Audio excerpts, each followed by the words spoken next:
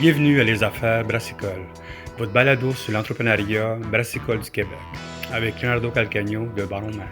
Bonjour tout le monde, ici Leonardo Calcagno des Affaires Brassicole de Baron Mag. J'espère que vous allez bien.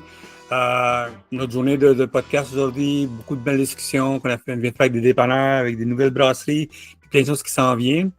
Merci beaucoup à tout le monde encore de vous abonner à Les Affaires Brassicole, notre section payante, comme je dis à chaque semaine. Il grossit beaucoup, tranquillement, mais bien. Puis bien sûr, notre section live qu'on appelle également grossit beaucoup. Comme vous savez, Ballon Mag, on a commencé notre tournée, ça va bien. On a jusqu'au mois de 31 octobre, on a déjà des dates à ce point-là. Dans pas long, vous allez nous voir au Mondial. On va être pendant 3 jours là-bas. Puis après ça, on va être à Sir John's. On fait un événement Sir John's, un live, puis des tatouages, tout ça. Puis il y en a d'autres qui s'en viennent. Ça va bien hâte de voir ce qui se passe. Vous allez bien sûr voir sur notre Baron Mag, on a un dossier sur l'Italie. On fait un spécial avec le Mondial qui s'en vient dans pas long. Parce qu'on parle de l'Italie, parce qu'ils vont célébrer l'Italie cette année avec un pavillon italien.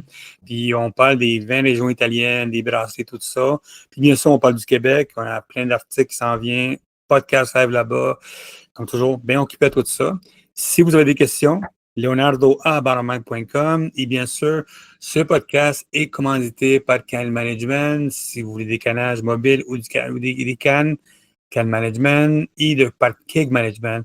Comme vous savez, l'été est là, on a besoin de keg pour l'été. So, Keg Management, location à long terme ou à court terme, Keg Management. Puis, bien sûr, un nouveau partenaire, c'est Inomalt. Inomalt Brasserie, excuse-moi, Malte québécois. Fait ici, 100% québécois, bien en cours pour Sherbrooke. Si vous avez besoin de malt québécois, comme vous savez, c'est important de garder c'est le plus de produits qui fait au Québec pour la bière au Québec, pour se battre contre monsieur Cheetos en face de nous autres. So, contactez-les pour du malt québécois, info à innoval.ca.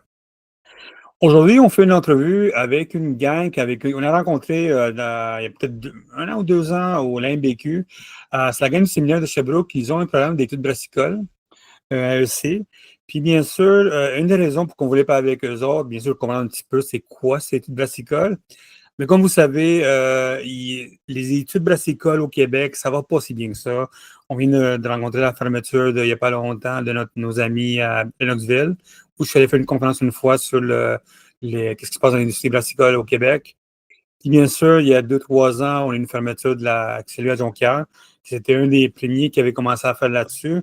Puis en faisant un petit peu de recherche, il y a d'autres fermetures qui s'en viennent à travers le Québec, excuse-moi, à travers le Canada, puis aux États-Unis.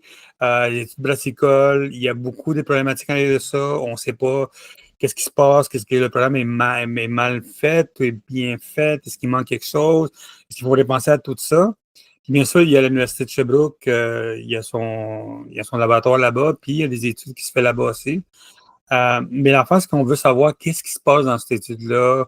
Nous autres, Baron Mag, on suit ça un peu de loin, on comprend un petit peu les gens. Nous autres, les brasseurs, souvent, ils vont apprendre entre eux autres, puis prendre quelques cours comme ça, mais c'est souvent, ils vont apprendre dans une brasserie. Mais nous autres, on pense vraiment que les études brassicales, c'est important parce qu'ils peuvent donner quelque chose de différent aux gens, bien sûr, travailler là-dessus, comprendre un petit peu plus les rudiments, tout ça, mais aussi savoir un peu plus c'est quoi une entreprise. Aujourd'hui, on parle avec Rémi Robert, qui est, euh, qui est responsable de ce département-là, puis on veut comprendre un petit peu qu'est-ce qui se passe là-dessus, puis puis nous parler un petit peu de qu'est-ce qui s'en vient, puis c'est quoi les difficultés qui existent dans l'industrie, puis les défis qui s'en viennent. So, Rémi, comment ça va? Oui, ça va bien, Léo. Merci. Un plaisir de vous rencontrer, tout le monde. Ouais, plaisir. Puis écoute, bien content, on s'est rencontrés vite au congrès de l'MBQ. On a fait une entrevue, mais le son était vraiment mauvais, c'était pas intéressant. Je suis content qu'on prenne notre temps là-dessus. Comme je disais au début, Rémi, c'est que les études sont en train de changer partout. Des fermetures, comme tu sais, là, nos amis à Lennoxville, ils ont fermé il n'y a pas longtemps, Giovanni. Puis bien sûr, on a eu il y a 2-3 ans Jonquière qui a fermé. Puis vous êtes le dernier avec la IBQ qui fait des quelques affaires à Montréal. Vous êtes là, vous autres. Et bien sûr, il y a la gang à Sherbrooke. C'est l'Université de Sherbrooke. Ouais. Pour nous parler un petit peu de votre, c'est quoi votre programme, puis expliquer un peu d'où vient l'idée, puis qu'est-ce qui est différent à l'entour de tout. Ouais, ben sur le plan anecdotique, d'abord, l'idée vient du fait que moi-même, bon, j'aime bien boire de la bière, là, et surtout des bières de microbrasserie. J'habite dans la grande région de Sherbrooke, donc ici même, on le sait, on en a plusieurs microbrasseries, des microbrasseries de qualité qui offrent des produits renouvelés sans cesse. Donc, c'est vraiment une passion pour la bière et j'ai aussi brièvement travaillé, donc pour une des micros là, en tant que serveur occasionnel. Et un jour, bien, avec les contacts que j'avais, j'observais autour de moi et je me suis dit, ben voilà, donc pourquoi on ne partirait pas un programme de bière au séminaire de Sherbrooke, une attestation d'études collégiales, donc dans le domaine. Pourquoi? Ben parce qu'on voulait faire au départ avec Joe Godreau du Ciboire un peu la capitale, en fait, provinciale, en fait, de la bière. Donc, à travers les micros, à travers les formations, à travers la formation continue, à travers la réputation et la crédibilité, on fait de l'Estrie finalement la capitale provinciale de la bière. Donc, c'est parti de là. Je suis allé me chercher évidemment des partenaires, des lettres d'appui et on a obtenu le permis en 2022 du ministère de l'Enseignement supérieur. Donc, on a jusqu'à maintenant démarré 2 cohortes mixtes et inclusives. Donc, c'est un programme qu'on offre d'une durée d'une seule session à temps plein. C'est 525 heures au total. Wow. 525 heures qui inclut donc un stage en milieu professionnel là, de 4 semaines consécutives. Le programme qu'on offre est intéressant puisqu'il contient un volet entrepreneurial. Donc, il y a un cours qui porte sur la gestion courante d'une microbrasserie à travers toutes les différentes étapes. Donc, la gestion du marketing RH, les RH elles-mêmes, les intrants, les extrants, la marque de commerce, le branding et tout. Donc, les étudiants peuvent évidemment venir chercher un métier, apprendre des compétences, devenir un brasseur, un aide-brasseur aussi. Ils peuvent développer aussi un regard sur l'industrie, sur le marché et sur la gestion entrepreneuriale. Pourquoi? Parce que l'objectif, c'est de former la relève. Et la relève ne se confine pas simplement à l'usine, ça prend un regard d'ensemble. Donc, c'est ce qu'on cherche à faire. Et la pertinence du programme, entre autres, c'est que les étudiants ont l'objectif, en fait, durant la formation, donc de penser, créer, fabriquer, encanner, enquéguer et commercialiser une bière. Donc, c'est le projet central du cours. Donc, ils choisissent le logo, ils choisissent le nom, ils choisissent la variété de la bière. Et depuis 2 ans, donc, le produit final là, se vend dans les dépanneurs de bières spécialisés, dans certains pubs de la Mauricie, de la région de Québec, de Montréal, même de l'Estrie. Donc, c'est intimiste. Pourquoi? Parce qu'on a entre 9 et 10 étudiants par cohorte. On fait le programme en partenariat avec l'école Ciboire de l'Université de Sherbrooke. Donc, les étudiants pratiquent à même le premier équipement qu'avait eu le Ciboire à l'époque. Donc, c'est très expérientiel, très, très immersif. Les étudiants ont l'occasion de faire 5 pratiques de brasse différentes avant de faire le produit final de la formation. Donc, on a des étudiants qui, évidemment, sortent d'ici avec des compétences, avec un sens de l'initiative. Ils sont débrouillards, ils connaissent, en fait, les rudiments, là, la manutention et ils savent comment faire une bière du début jusqu'à la fin.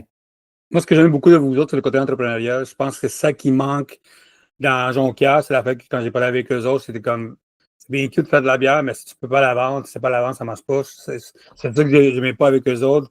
J'aime beaucoup de discussions avec eux autres avant qu'ils ferment de parler de ça.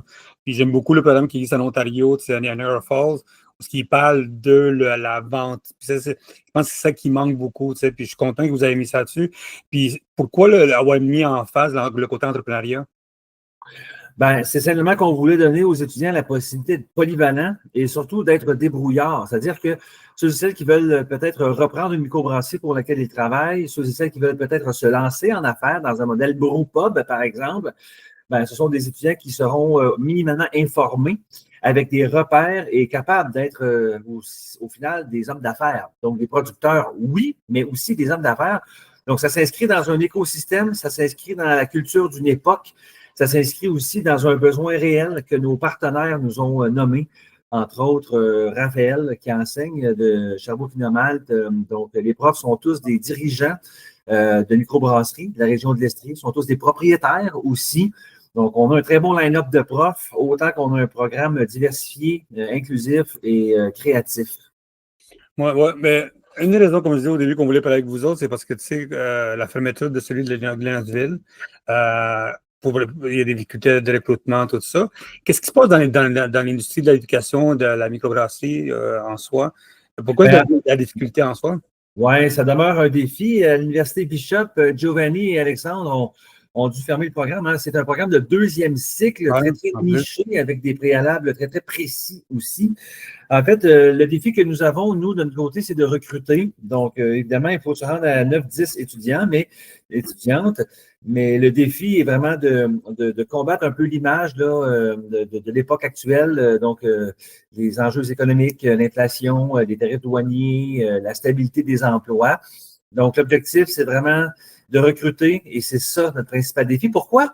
Ben parce qu'après ça, quand les étudiants arrivent, selon les 2 premières cohortes qu'on a eues, c'est 100% de tout placement. Donc, il y a de l'emploi. Il y a des micros qui cherchent à engager des aides-brasseurs, des maîtres brasseurs, des représentants.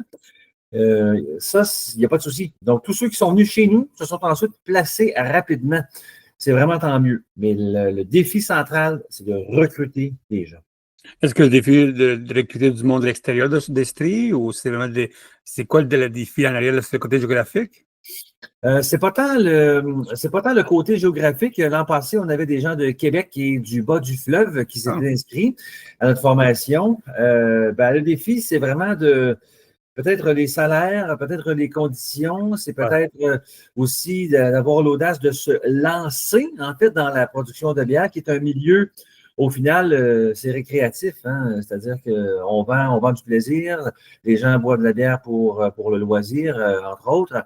Donc, c'est une belle carrière, de belles opportunités, mais on doit convaincre, finalement, de s'inscrire et d'étudier dans un domaine comme celui-ci. Est-ce que depuis que tu as eu l'idée de lancer ce programme-là, c'est quoi les changements que tu as vus dans l'attitude du monde ou les besoins de l'industrie, toi?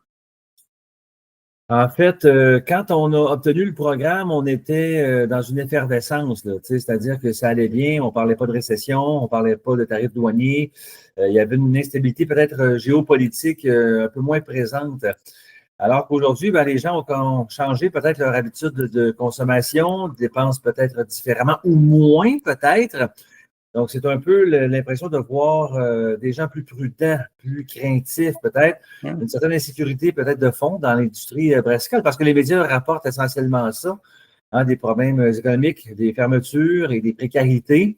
Donc, il faut aller au-delà de l'image. Et quand je présente le programme dans les webinaires, c'est ce que j'essaie de dire. C'est-à-dire que quand on connaît le milieu de l'interne, on sait que ça demeure dynamique, vivant, avec plein d'opportunités. C'est ce qu'il faut savoir. OK. En parlant du programme, pouvez-vous nous donner un petit peu de votre approche du programme, comment ça fonctionne? Ton année est là, comme tu dis, c'est vraiment très condensé. Tu nous Ouais. parler un petit peu du côté pratique, immersif que vous faites à valeur de ça.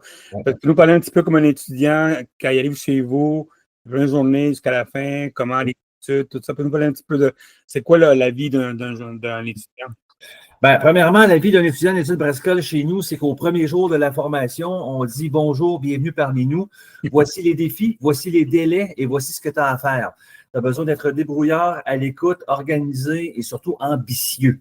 Donc, pourquoi? Parce que tous les cours qu'on offre sont avant tout expérientiels. Donc, les étudiants font leur propre levure, ils fabriquent leur propre levure. Visitent dans les malteries, visitent dans les microbrasseries. Il y a un cours, c'est sécurité maintenance d'équipement, qui se passe dans 8 microbrasseries différentes. Donc, les étudiants ont l'occasion d'aller voir les différents types d'équipements dans des coopératives brassicoles, dans des microbrasseries de toute taille. Donc, c'est immersif. Pourquoi? Parce que chaque séance de cours se fait dans l'action. Donc, on manipule, on comprend, on étudie le houblon, le malt, on crée une recette, on fait des tests de goût, des tests de faux goût aussi. Les étudiants dans le cours d'histoire et service de la bière, donc, ont une session pour se préparer à présenter une dégustation publique bière-fromage avec un de nos partenaires. Donc, des gens de l'Estrie, de Sherbrooke sont invités. C'est public, ça se passe à tous les mois de novembre. Et finalement, le cours de technique de brassage fait par Éric Saint-Amour et Pat Roy de la Sutton Brewery, c'est un cours qui dure toujours toute une journée complète, de 9h à 16h, dans les laboratoires de l'usine école Ciboire de l'Université de Sherbrooke. Donc, on a plusieurs partenaires clés très importants. Donc, c'est très immersif parce que, comme je l'ai dit tantôt, les étudiants font 5 brasses différentes, comprennent la structure des équipements, la manutention et savent anticiper la situation, les enjeux. Donc, c'est très expérientiel parce que chaque séance de cours, les étudiants sont appelés à connaître un peu plus de connaissances, évidemment, des concepts, des notions, mais surtout, c'est que c'est de l'appliquer. C'est concret, ça se passe à toutes les séances de cours. Comme par exemple le cours haut de brassage avec Éloi de NAM, ben, il y a des tests d'eau, l'analyse des minéraux. Donc, les étudiants sont très réceptifs et très heureux de recevoir ça. En plus des cours, les étudiants ont la chance d'avoir aussi des midi-rencontres.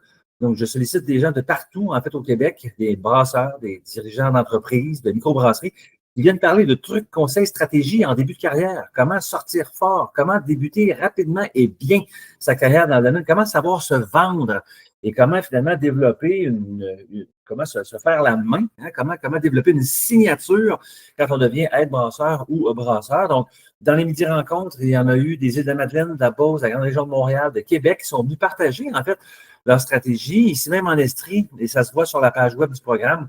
Tous nos partenaires sont impliqués, de près ou de loin, donc dans une collaboration avec les cours qui sont enseignés.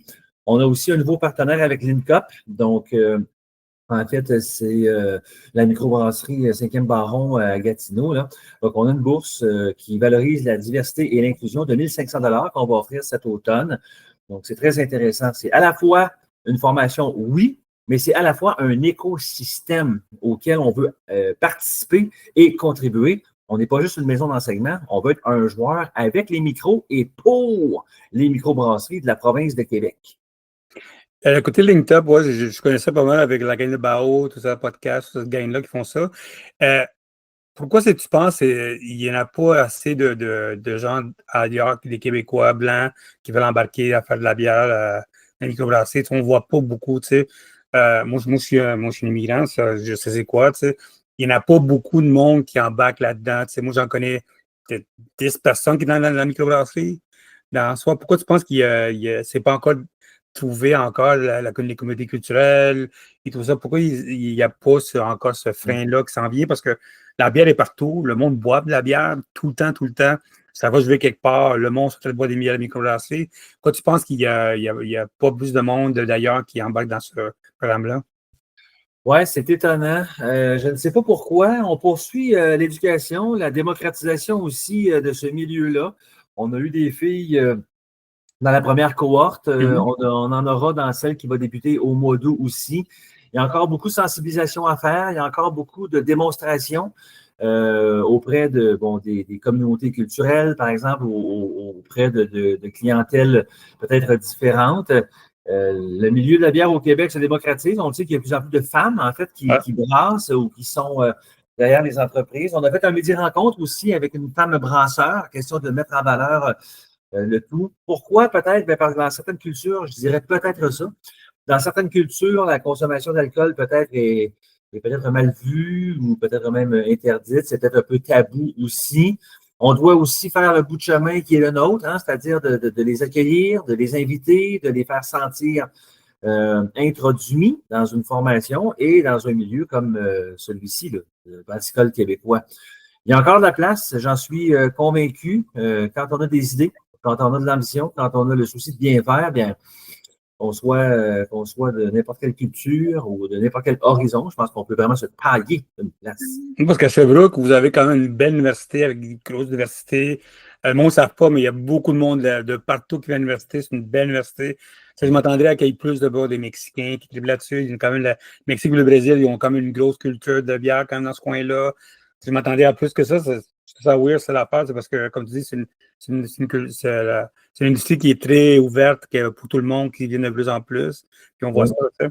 Toi, comment tu vois la microbrasserie, les études de microbrasserie dans quelques années, tu sais?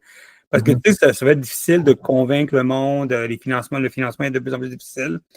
Tu as des bons partenaires, c'est ça qui est important, tu sais, comme je suis allé sur ton site, tu as des belles brasseries, j'aimerais savoir appris à brasser chez du monde comme ça, Donham, puis tout ça, avoir des brasseurs comme ça. Qu'est-ce que tu penses des défis qui vont exister à long terme à part le financement? À part le financement, dans une formation comme celle-ci, les défis, ce sera d'être à jour Donc, sur le plan technique, sur le plan des outils, on pourrait peut-être commencer à intégrer, c'est ce que j'ai réfléchi, là, l'intelligence artificielle peut-être dans les équipements là, qui sont quand même de haute pointe. Les gens investissent des sommes importantes. De plus en plus, je pense qu'on va devoir viser la productivité, mais la réduction de pertes, hein, la précision, la maintenance, la qualité aussi dans les produits. Donc, on va intégrer l'intelligence artificielle dans le principe de fonctionnement. Je pense qu'on a aussi à développer encore plus la culture de la bière, de développer le goût, développer l'intérêt, développer la relation de proximité aussi avec le public, fidéliser son public, assurer la relève aussi du public. Donc, ce sont tous des enjeux, en fait, qu'on voit dans la formation et qu'on va continuer d'enrichir, en fait, dans les prochaines cohortes. Mm-hmm. C'est intéressant ce que tu dis tu sais, comme aller trouver la clientèle, parce que c'est une école comme toi, souvent, il va se concentrer à les étudiants, mais vraiment, c'est important d'aller chercher la clientèle. Je pense que c'est important de voir ce qui se passe. Oui, et de maintenir, en fait, la qualité que nous avons avec nos partenaires. En fait, ici même à Sherbrooke, ça me ferait plaisir de les nommer. Donc, le Ciboire, Inomalt, Léonce-Comté, c'est une brewerie, la brasserie de Donham. Il y a Yann Lortie aussi qui enseigne le cours Histoire et service de la bière. Donc, c'est de valoriser. Et c'était ça aussi le but. Hein? C'est-à-dire que quand les étudiants commencent une formation ici, ils ont le défi de créer une bière 100% québécoise. Mm-hmm. Donc, les ingrédients et puis tout ce qui va, bien sûr, avec. Et ça va être ça, au final, de développer, de créer un écosystème solide, intimiste, hein, en Estrie, par exemple, de la terre jusqu'au verre. Tu sais. Donc, comment assurer la continuité du timeline et de voir qui prend sa place dans ce réseau-là.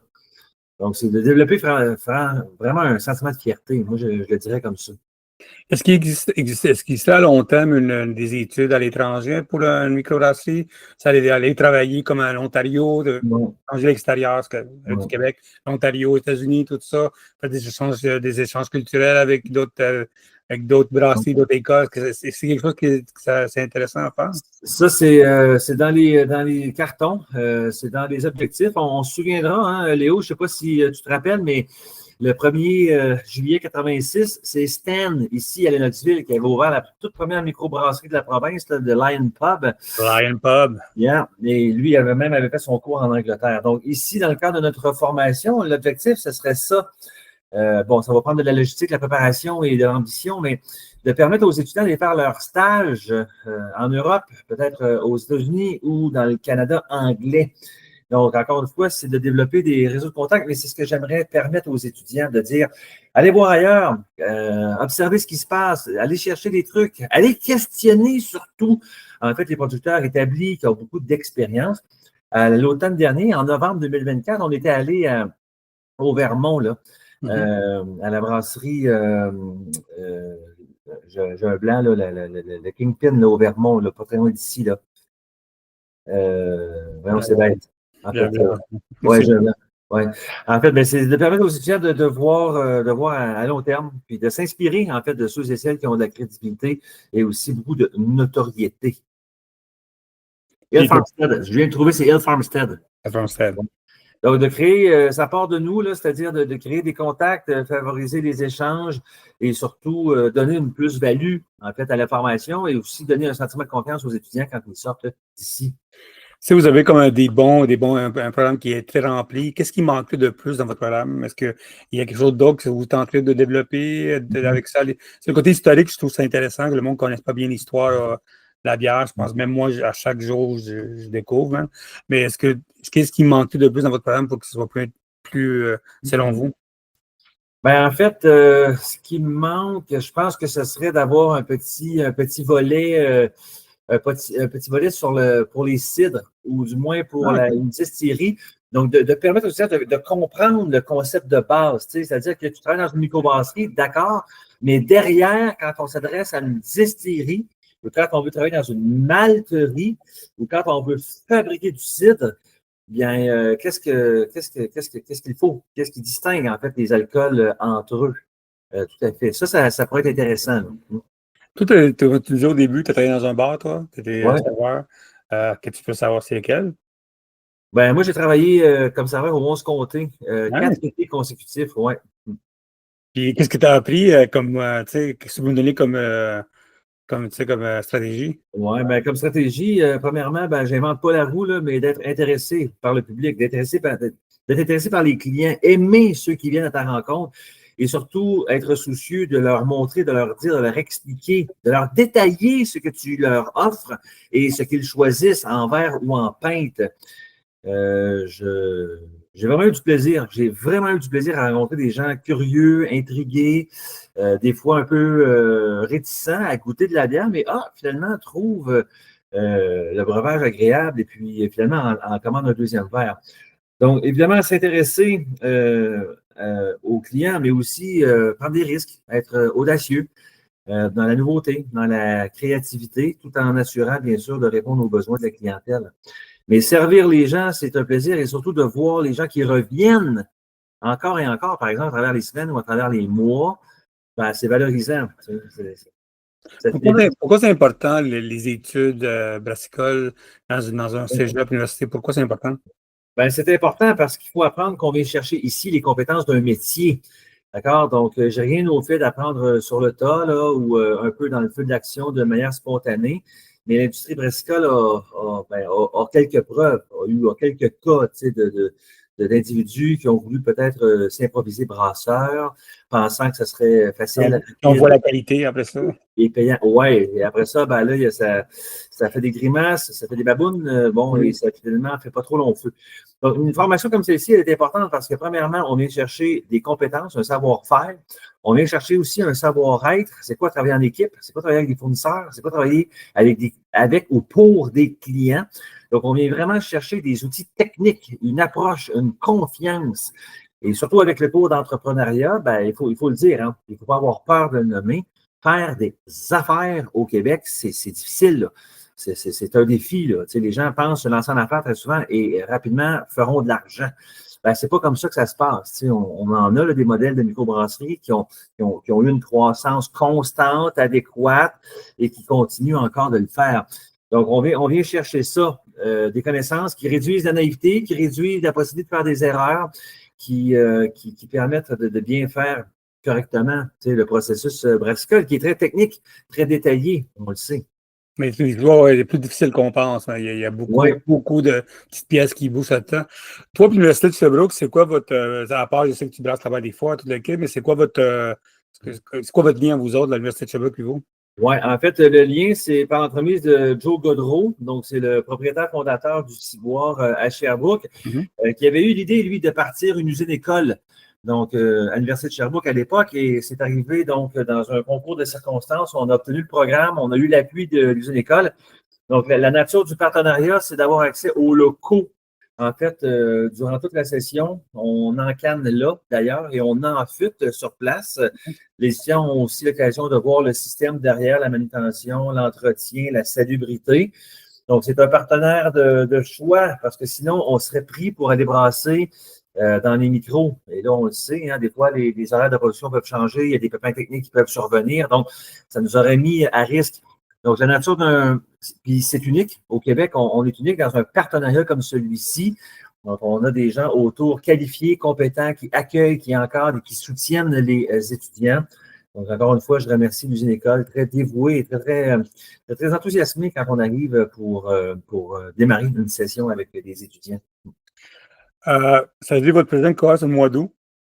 Oui, donc le 12 août, c'est la prochaine cohorte. On est encore en pleine période de recrutement. Il y a encore quelques places disponibles. Le module d'admission, il est ouvert et le sera, en fait, jusqu'en juillet. L'objectif, ce serait d'aller chercher encore 2 à 3 étudiants. Question d'avoir une masse critique relativement confortable.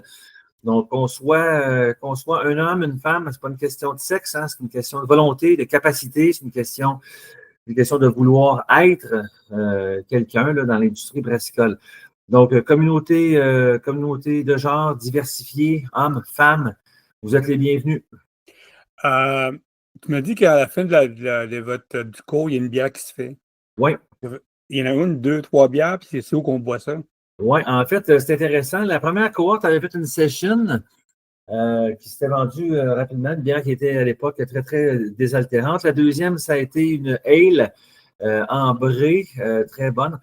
En fait, on vend la production dans les dépanneurs de bières spécialisés OK.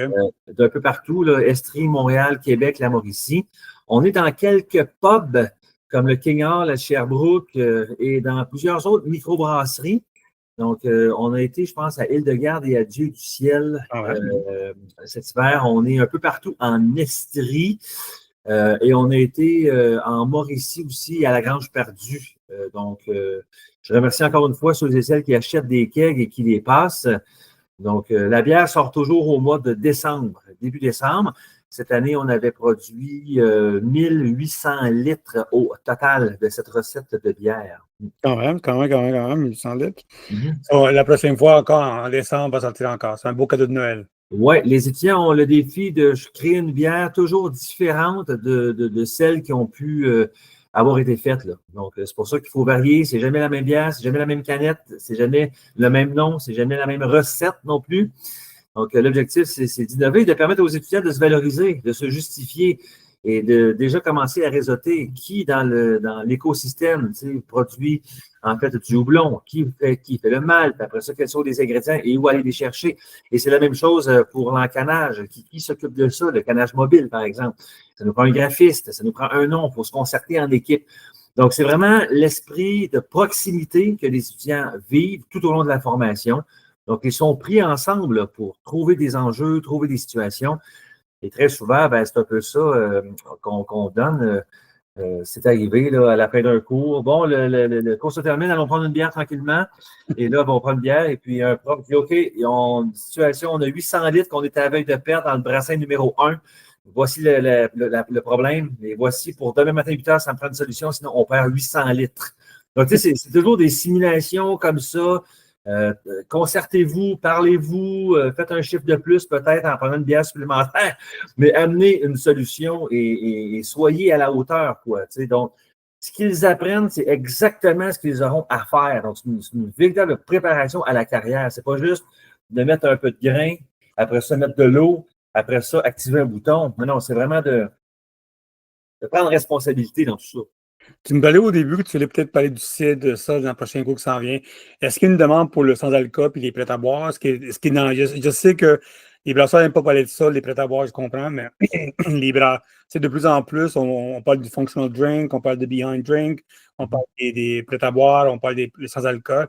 Est-ce que c'est un problème? Est-ce que c'est quelque chose qui est une demande à de ça? Est-ce que vous pensez à parler de ça à long terme? En fait, ça n'est pas.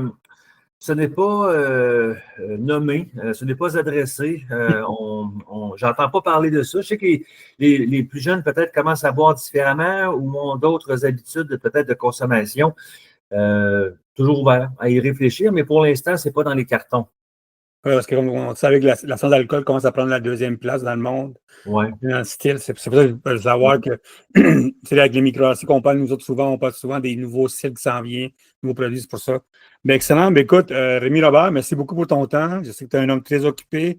Tu as plein de choses à faire. Faut peut-être écouter du monde, mais faut peut-être frapper à la porte, man. Ouais, super. Ben, écoutez, je remercie Léo pour cette belle opportunité que tu m'as donnée aujourd'hui. Très heureux d'en avoir parlé. Je rappelle aux propriétaires peut-être ou aux brasseurs qui ont peut-être du personnel avec un bon potentiel. Ben, il y a des crédits de formation avec Service Québec. Il y a des bourses qu'on offre et le programme que nous avons est admissible aux prêts et bourses du gouvernement aussi. Donc, vous voulez placer votre monde, vous voyez des gens avec du potentiel, ben, pensez à nous et référez-nous. Encore une fois, très ouvert à de nouveaux partenariats aussi. Ouais. Ben, excellent. Ben, nous autres, on va mettre bien sûr toutes les formations. On va pousser le monde avant la fin de juillet qui vous appelle pour embarquer là-dedans. Il vous reste combien? Il reste comme 2-3 places encore? Oui, c'est ça. Encore, l'objectif, c'est d'avoir 3 personnes de plus. Ben, excellent. Écoute, merci beaucoup, Rémi. Merci. Bonne journée. Merci beaucoup tout le monde d'avoir écouté les Affaires Brassica. J'espère que vous allez bien. Puis, si vous avez des questions, comme toujours, leonardo@baronmac.com. Puis, bien sûr, vous voulez essayer, parler avec Rémi, puis voir ce qu'il peut faire pour vous autres dans votre carrière. Puis, l'éducation, c'est tout en bon. No worries. Puis, comme je dis, on va mettre toute l'information là-dessus. Puis, si vous voulez être partenaire avec cette école-là, qui vous donne une bonne formation d'entrepreneuriat, puis de brassage, contactez-les. Merci beaucoup et à la prochaine.